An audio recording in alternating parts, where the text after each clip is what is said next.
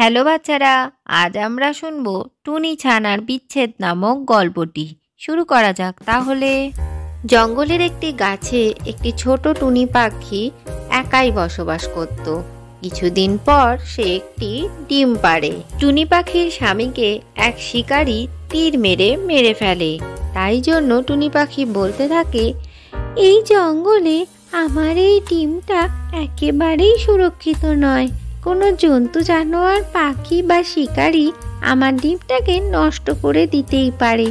তাই এই ডিমটা নিয়ে আমাকে অন্য কোথাও চলে যেতে হবে। এই বলে টুনি তার ডিমটাকে পায়ে করে নিয়ে উড়তে উড়তে একটি জঙ্গলে গিয়ে পৌঁছে যায়।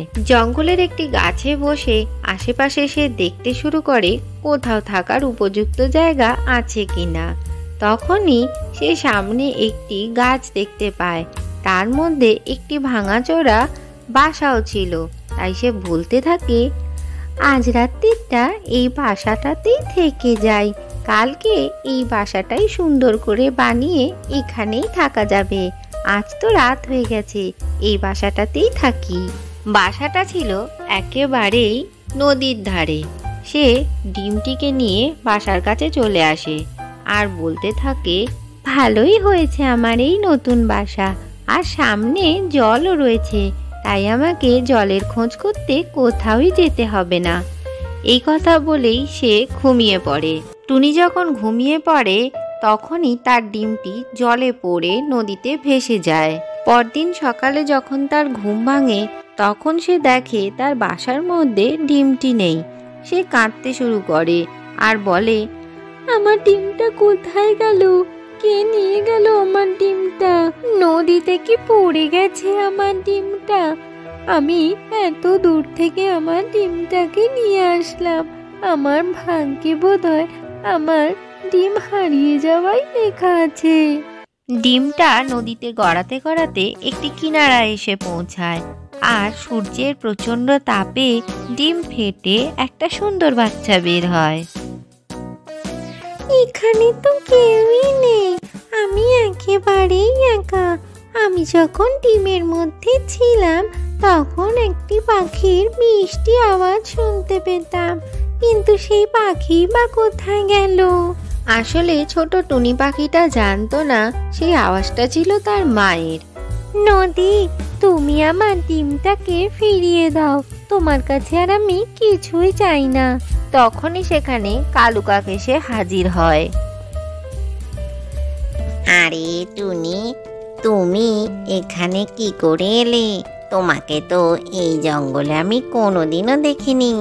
আমি কালকেই রাত্রিবেলা এখানে এসেছি আমার ডিম নিয়ে, কিন্তু এই নদী আমার ডিম নিয়ে চলে গেছে। তোমরা ওকে বলো না আমার ডিমটা ফেরত দিয়ে দিতে। হ্যাঁ হ্যাঁ, আমি নদীকে বলবো তোমার ডিম ফেরত দিয়ে দিতে। এখন তুমি আমার সাথে চলো আমার বাসায়। এরপর টুনি পাখিটি কাকের সাথে তাদের বাসায় চলল। টুনি কাকের বাসায় গিয়ে দেখে তারও একটি ছোট ছানা রয়েছে। কাকছানা তখন তার মাকে জিজ্ঞাসা করে, মা মা, এই পাখিটা কে? আরে এটা একটা টুনি পাখি, ওর ডিমটা জলের মধ্যে ভেসে গিয়ে হারিয়ে গেছে, তাই ওর এখন খুবই কষ্ট। এইভাবে কিছুদিন কেটে যায়। তখন কাকের ছানাটি আস্তে আস্তে বড় হয়ে ওঠে। সে তার মাকে বলতে থাকে, মা মা, আমি তো এখন ভালোই উঠতে শিখে গেছি, আমি একটু ওই নদীর ধারে যাই। ঠিক আছে, যাও, তাড়াতাড়ি চলে এসো। এরপরে কাকের ছানাটি উঠতে উঠতে নদীর ধারে গিয়ে পৌঁছায়, যেখানে টুনির ছোট ছানাটিও বসেছিল।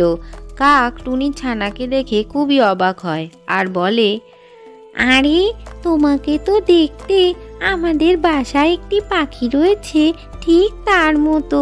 তুমি কি তারই হারিয়ে যাওয়া ছানা নাকি? টুনির ছোট ছানাটি কাককে দেখে ভয় পাচ্ছে দেখে কাক সেখান থেকে চলে যায়। এই কথা বলেই কাকের ছোট ছানাটি তাদের বাসার উদ্দেশ্যে রওনা দেয়। মা মা, আমি নদীর ধারে একদম টুনি মায়ের মতো দেখতে একটি ছানাকে দেখেছি। তুমি ঠিক বলছো তো ছানা, চলো আমাদের ওখানে এক্ষুনি নিয়ে চলো। এই বলে তারা তিনজন নদীর ধারে যেতে থাকে। এটা কি সত্যি আমার ছানা? আমি বুঝবো কি করে?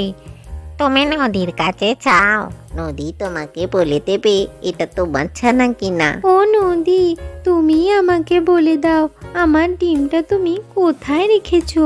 মা টুনির এই কথা শুনে ছোট্ট টুনি পাখি সব কথা মনে পড়ে যায়। সে ডিমের মধ্যে থাকার সময় এই আওয়াজটাই শুনেছিল। তখন সে বলে, মা, তুমি আমার মা, আমি ডিমে থাকার সময় এই আওয়াজটাই শুনেছি। এই কথা শুনে টুনি তার ছোট্ট ছানাটিকে নিজের কাছে টেনে নেয় আর তারা একসঙ্গে সুখে থাকতে শুরু করে। আজকের গল্পটি থেকে কি শিখলে বাচ্চারা? কখনোই অন্যের উপকার ভুলে যেতে নেই। ভিডিওটি ভালো লাগলে চ্যানেলটিকে লাইক ও শেয়ার করে সাবস্ক্রাইব করে দিও।